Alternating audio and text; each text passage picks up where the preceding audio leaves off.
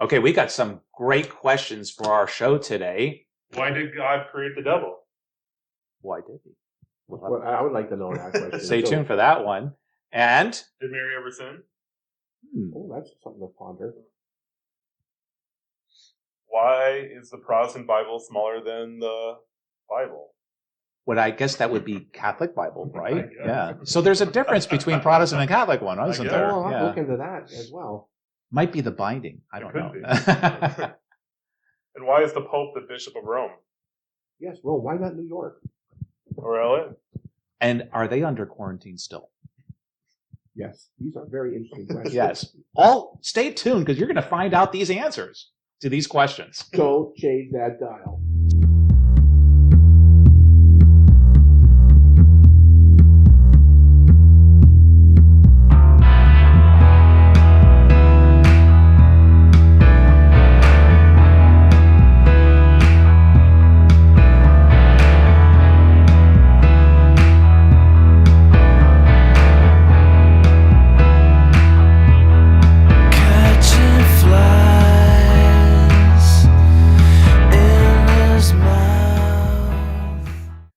Welcome to another edition of Web of Faith 2.1.5. Of course, you know this is based on our regular TV series of Web of Faith 2.0, which can be found on EWTN on Saturdays at 11 p.m. Eastern Standard Time. My name is Father Kenneth Briganti, and I'm the pastor here at St. Mary Magdalene de Pazzi. For those who are looking at this through YouTube, which is out of our parish Facebook and web page. So we'd like to welcome you to our viewers, as well as for those who are tuning in for the very first time. As this is a special quarantine edition of that we've been doing, and we thank Father Matthew Marinelli, our producer, our editor, sound man, and I'd like to introduce to you my co-host, Father John Trujillo. Yes, I'm from the Diocese of Harrisburg, Pennsylvania, and Director of Pastoral Formation at Mount St. Mary's Seminary in Emmitsburg, Maryland. And of course, some of you probably are aware of a great show that's on EWTN called The Papal Posse. Well, we're having our own version today on Web of Faith 2.1.5. We have a special guest, a seminarian from our parish who was recently just ordained a deacon for the Diocese of Metuchen, New Jersey. And we'd like to welcome Deacon David Keyes. Thank you. I'm happy to be here with both of you. Well, it's our honor. It really is. And if you check the Mass this morning, he preached this morning at our St. Magdalene Parish Mass at 8 a.m. So you can click on that and see the homily that Deacon Dave did here. So And again, we both taught him at some point. True. I was his formation advisor right back at Mount St. Mary's. So this is a special privilege to us to have him here as part of our viewers, to have you and your home as he's part of our family. Anyways, we have some questions here today that you wrote in, and we thank you. And there will be an email address if there is a liturgical, doctrinal, spiritual, theological question, even scriptural, if you have canonical. Father John is our canonist here, so he can take even the tough canonical questions. So feel free to send them in through that email address, and we'll be happy to entertain them for you on our show. Well, we have one here today. It says, "Dear Father Trujillo, it is always a pleasure to see you at our parish. You bring such fervor and devotion to the Mass. My question is, why did God create the devil, and if he is so evil? Thank you for all you do, Consuela." Well, Consuelo, that's a very typical question we get. First of all, that God did not create the devil as the devil. He created Lucifer, who was an angel. And Lucifer and 1/3 of the angels rebelled against God, and St. Michael cast them into hell. And at that moment, Lucifer went from being Lucifer, the light bearer, to being the devil, Satan, Prince of Darkness, the evil one, son of perdition, all the different nomenclature that's given to him. So it's not correct to say that God created the devil, because God does not create evil. Evil is a privation of good. And just like Adam and Eve were created in a state of innocence, and they were given preternatural gifts and sanctifying grace, they sinned and lost those. And Lucifer and his cohorts sinned, and they were cast into hell, because an angel, once their will is fixed, it's forever. And good thing for us as human beings, we can change our minds, we can repent and be forgiven, but the devil cannot, because his will is locked into that decision that he made, which he knew would be that way. So it's not like some little and wouldn't you say the sin at the root of it was pride, right? absolute pride. Just as the sin of Adam and Eve, that they could be have the knowledge and be higher than what they were, to be akin to God. So Lucifer's sin was, of course, pride. But I think even to talk about created evil, as Father Trujillo mentioned, an evil is a deprivation of good. So therefore, even if you and I, when we suffer physical evil, for example, maybe we lost a limb, or some of us have thin hair, or we lose a virus or whatever that may be. If we enter into paradise, into heaven, those deprivations will not be there. The glorified body will be in its most perfect state. So if you had lost an arm or a limb, like some do in the war or what have you, that will all be replaced in the glorified body, because that's considered a deprivation of the good. So it even goes that far, right? Once you say no eyeglasses, no braces, right. No false teeth, no organ transplants, no bionic parts. You'll be completely brand new. And St. Thomas Aquinas, didn't he say what the glorified body might be like? I mean, of course, nobody really knows. We haven't, we're not at the end of the world where the bodies rise triumphantly from the grave to be reunited with our souls. So what did he say? Well, let's hear from our deacon here.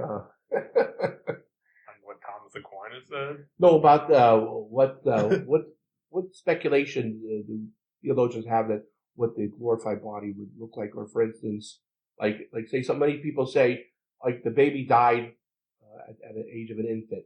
Grandma died, she was 90 years old. Will they, in the glorified body, look like an 80-year-old woman or as an infant? It's not church dogma, but it's speculation or theological conclusion, so to speak. Well, I've heard two different things. I don't know if they're right.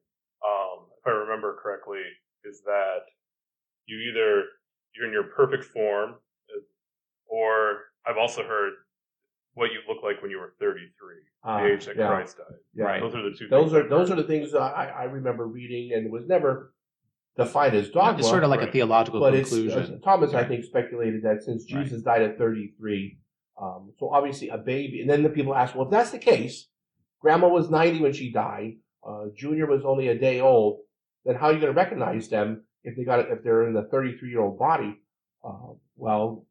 Speculative theology would be that there's some way that you're recognizable, because your body and soul are composed of who you are. You're not just one or the other. You're both of them, and you'll be able to recognize people. So even people that when you remember them, they were a certain age, you'll be able to recognize them. God will give you infused knowledge, because once you're dead and you don't have your body yet at the resurrection, a soul still recognize a soul. That's right, because without the body, there's no sense information. Mm-hmm. Yet, how do people know things in heaven? It's by infused knowledge. Right. Now, just a little factoid here, and if you're ever playing Catholic Trivia Pursuit, the number of buttons on a Roman cassock is also 33. And it corresponds to our Blessed Lord's years of life on earth. Just a little factoid there. In case for that. Yes, that's right. That's not standard issue. That's standard issue. Okay, a little bit more. All right. Let's go on to the next question. And this one is for Deacon David. Even though our viewer didn't know this was for Deacon David, we're assigning it to him, as he is part of our papal posse today. All right. Just like seminary. Did the Virgin Mary ever sin after the Immaculate Conception? Could she? Signed, Emile. Emile. So, the Virgin Mary did not sin after the Immaculate Conception. So, from the moment of her conception, she was without sin. So she doesn't have original sin like we did that had to be washed away at baptism. she doesn't have concupiscence, which means the tendency towards sin. And so she had a particular grace that protected her from sin. So she didn't have that drive to sin like we do, which causes us to sin, to have to go to confession, to clean our soul. She had that grace from the very beginning so that she didn't feel the kind of, we always talk about like the glamour of evil.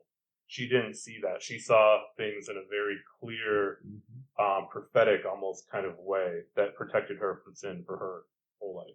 And concupiscence, just for you, if you didn't see it in a former episode of ours, it means darkened intellect, weakened will, and the bubbling up of our passions and over an inordinate desire in our passions. So that's what concupiscence is. And of course, that's a result of original sin.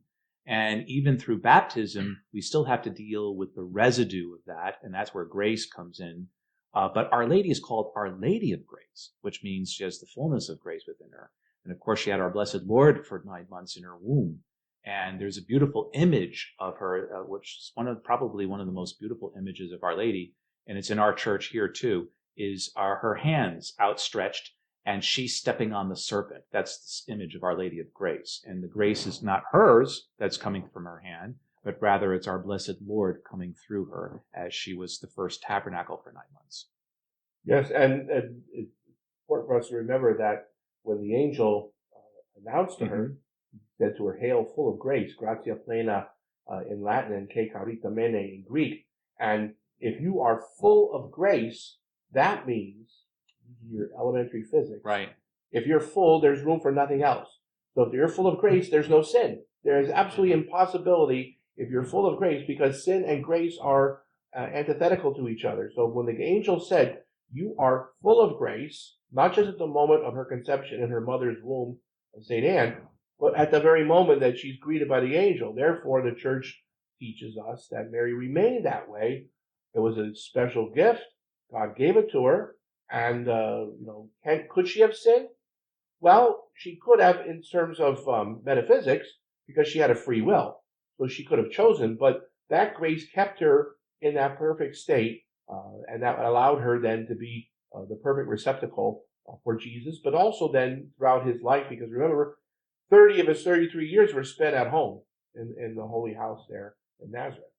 Now, it also is important that the sacrament for us, who are less than perfect, than Our Lady, the sacrament of confession is so important because it brings us back to our baptismal innocence.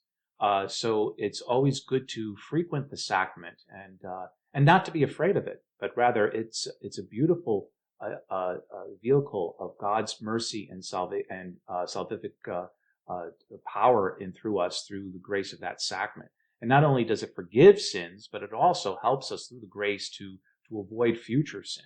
So along with Mass, receiving our Blessed Lord in Holy Communion, confession is so good on a regular basis. And it's even okay to go into the confessional and confess your venial sins. And remember, we spoke about what a venial sin is. Mortal sin is grave matter, serious. I know it was wrong, and I freely do it anyways. And venial is one of the three, or two of the three points are missing. So while it's not necessary when you have venial sin to go to confession, it is good to go. And because you will receive the grace to help build up to avoid sin in the future. So, and the spotlessness of Our Lady gives us that wonderful example that we always want to preserve our baptismal innocence. And our Lord, knowing that we're less than perfect, in his wonderful mercy, instituted this great sacrament of confession, which on Divine Mercy Sunday, we are going to really be gearing up for that devotion to the mercy of God. And so we should always be very thankful and always try to strive to keep that baptismal innocent. And we can have Our Lady to intercede for us as well. So you have a question for me, Father? Yes, let's see here. We have one here for Father Pergenti. Do we? Why is the Protestant Bible smaller than the Catholic Bible? And that's from Fred. Well, Fred, because the Protestants are a little cheap. If anyone's not Catholic out there viewing, this was just a pure joke. Anyways, It was a virus joke. it was a virus joke, right? Well, it really comes down to the point that there were certain. First of all, we could say there's the translations. Remember, the translation we have, the English, comes from another translation, right? It'll come from the Latin Vulgate, and that, of course, came from another translation from the Aramaic and some Hebrew or the Greek scriptures. So Catholics hold to the Greek translation of the scriptures, and they come with a fuller amount of books in the Old Testament, and also some of the New Testament was taken, redacted by the Protestant revolt. And so there's the letter of James. There was some tampering done. The book of Revelation is, put towards the like the Apocryphal, or what they call it. And so there's all sorts of things that were not of their tradition. So we have what they call the Hebrew also translations, and the Hebrew scriptures, as opposed to the Jewish Greek Septuagint scriptures, are missing a few of the books of the Old Testament, and so that's where there's a little bit of a discrepancy in the numbers. So we go to the Greek Septuagint, which is also the Old Testament Jewish scriptures, which has more about books in the Old Testament than the Hebrew. Yes, there are actually 7 books you'll find in the Catholic Old Testament that are not in the Protestant Old Testament. Some Protestant churches or faiths put it in the back. And they call it the Apocrypha. The Apocrypha. Not the Apocalypse. The Apocrypha. And they classify those. Now, it's interesting how this all developed, because up until the time of Martin Luther, every Christian Bible had those 7 extra books of the Old Testament, so that there was 46 books in the Old Testament until Martin Luther comes along. And then he pulls out these 7 books. And those 7 books, Baruch, Maccabees, 1 and 2, Tobit, Judith, Ecclesiasticus, and Wisdom. And one easy way of remembering that, I remember they taught this in the seminary, is BMTJEW. And it's Brooklyn, not a subway. Yes, the BMT train is what the Hasidic Jews would ride. Right. So BMTJEW, and of course there's 2 Maccabees, and that's the best way to remember it. Right. Now, as Father Briganti mentioned, it was the Septuagint, the Greek translation of the Old Testament around 250 BC. The Jewish people, remember there was the great diaspora when the Babylonians came, and they scattered 2/3 of the world, Jews around the world. Only 1/3 stayed in what's commonly called the Holy Land. And so more Jews only knew Greek, and only a few of them knew Hebrew. So those last 7 books were written originally in Greek, but in before the time of Christ. And it wasn't until the year 100 AD, the Council of Jamnia, that the Jewish leaders, who were now completely separate from Christianity, decided in 100 to go back, so to speak, to basics, and they expunged those 7 books because they were not written originally in Hebrew. But Christianity separated itself from Judaism in 70. So the Christians kept those 7 books. It was in the Latin Vulgate that St. Jerome did in 400 And AD. the Gutenberg Press published the Latin Vulgate. That was the first Bible with published. those 46 books in the Right. Old Testament. Also important too, the book of Maccabees in the Old Testament is where we get our Catholic doctrine, scriptural aspects of purgatory. So this is why the Protestant revolters wanted to expunge, especially the book of Maccabees, and so therefore all the Greek Septuagint, because of the doctrine of purgatory, which Martin Luther had a problem with, and along with plenary indulgence and all that. So there was a reason why. Now in the New Testament, he tampered with the book of James. Yeah, he wanted to remove James, but I think it was Melanchthon, his follower, who said, don't go that far, because even though Luther did, because James is the one who tells us faith and good works. Faith without works is shallow. Okay, and it's not faith alone. I mean, that word alone is not in the New Testament. But I think it was Melanchthon, although Luther actually pulled it out, the Book of James. Melanchthon put it back in. So that But the he took a few 27 things. books, He took a few two sentences out, though. I think. Yeah. but he, So. he tweaked with it. But the 27 books of the New Testament are basically the same. And if you really want to get into some biblical trivia, we have we call the deuterocanonical books of the Bible. Okay, again, those are those 7 books that were written in the Greek. Now, in the Protestant tradition, okay, they call them Apocrypha, and then there are books that we in the Catholic tradition say are Apocrypha. They call them Pseudepigrapha. Okay, these not if you were playing Scrabble, you could get a lot of points with that word alone. Okay, but now delineate what that means. Yes, the Pseudepigrapha in the Protestant tradition is equivalent to what Catholics call Apocrypha. This is like the Gospel of Mary Magdalene. This is like the Gospel of Thomas. Or what we These are call all the books that are not in there.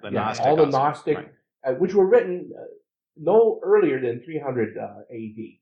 So all this stuff about the Da Vinci Code, Mary Magdalene, and smooching Jesus, okay, all this stuff is from that Apocrypha, which Protestants would call Pseudepigrapha. They were never, ever considered inspired. Deacon David, about the Gnostic Gospels, any comments that you want to make on that? Why they're considered false? Why they're not in the canon of Scripture? Well, what is Gnosticism? That'd be okay. Well, it's like private knowledge is Gnosticism, but I know what I always remember from the Apocrypha text is that they're considered historical books, but not inerrant. So they don't necessarily are like the rest of Scripture without error. But there's like interesting things in some of them. Like, for example, Joachim and Anne, the parents of Mary, we get their names from the Apocrypha text. Yes. From the Proto-Evangelium of James. Yes, right. But something like the Gospel of Mary Magdalene, all right, or even now they said there's a Gospel of Judas. But now, Gnosticism was written for a certain period of time, for a certain period of people in a certain area.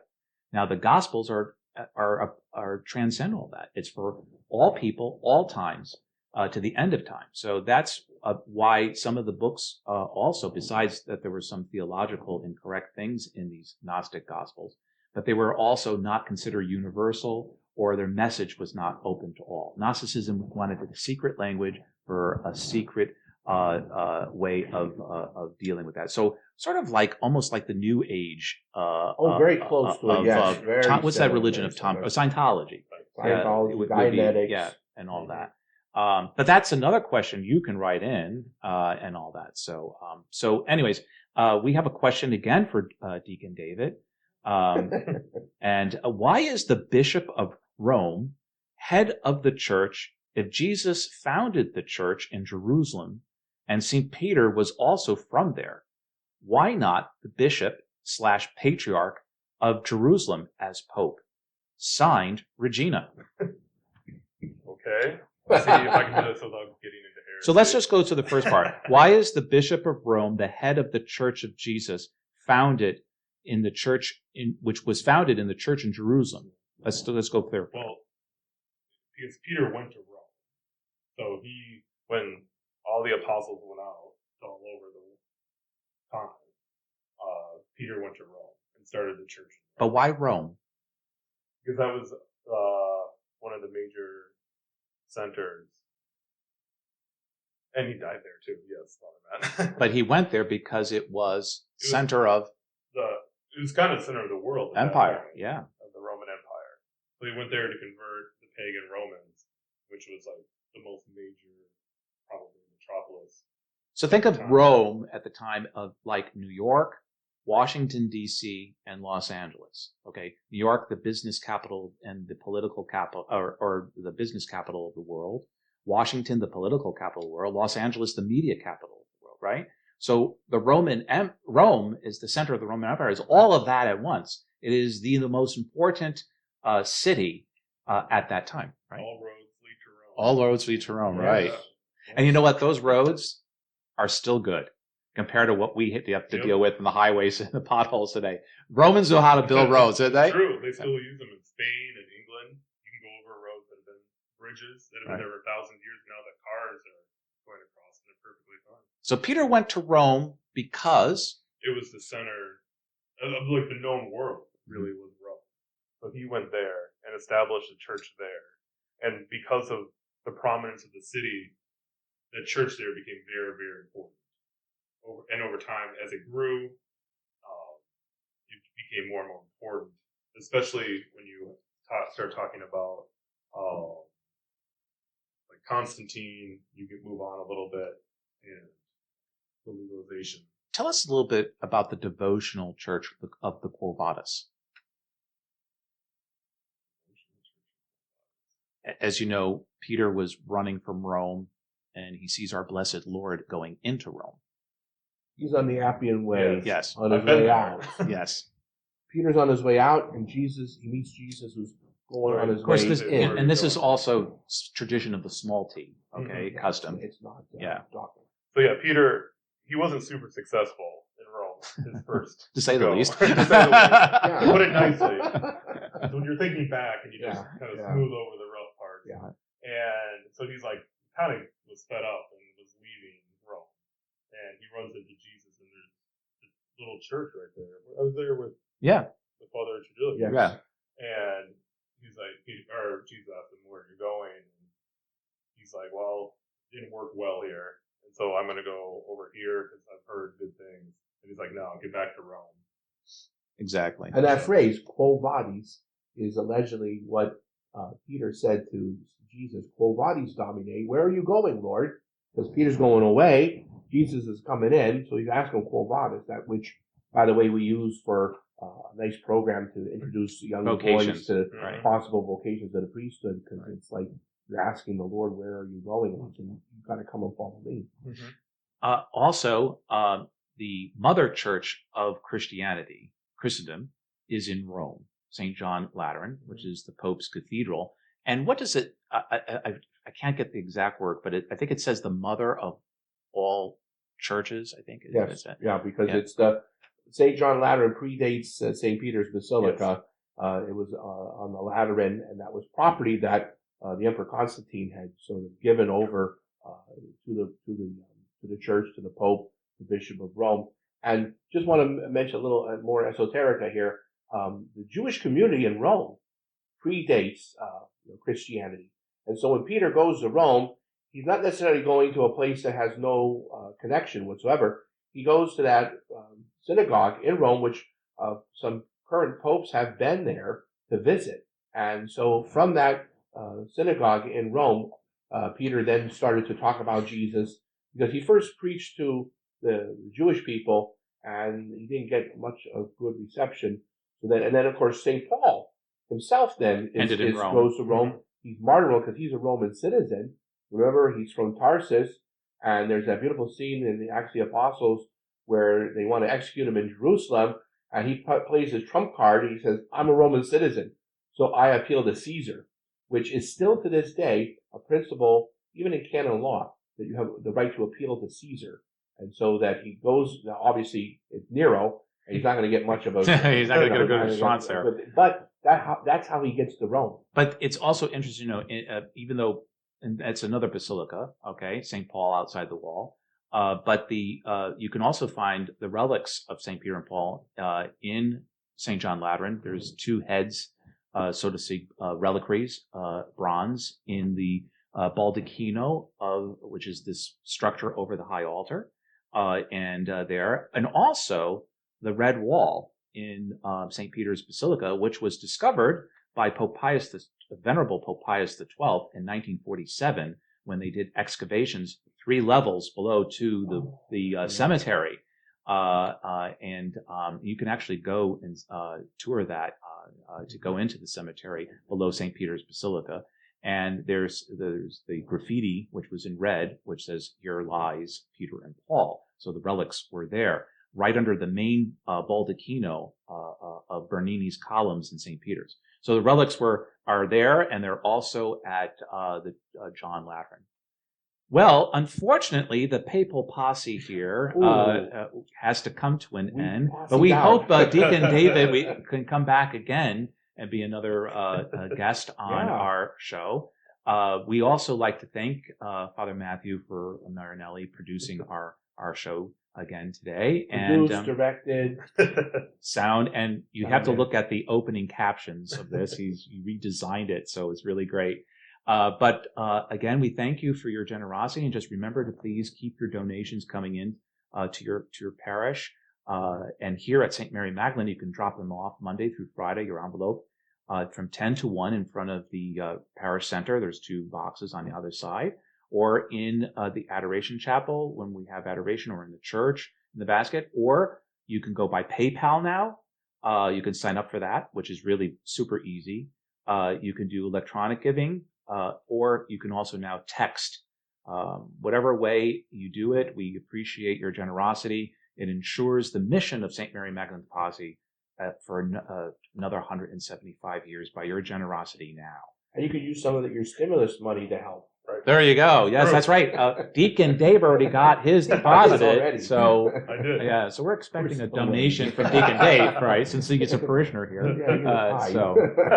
You're right. So, anyways, Father Trujillo, I think we should give our blessing, right?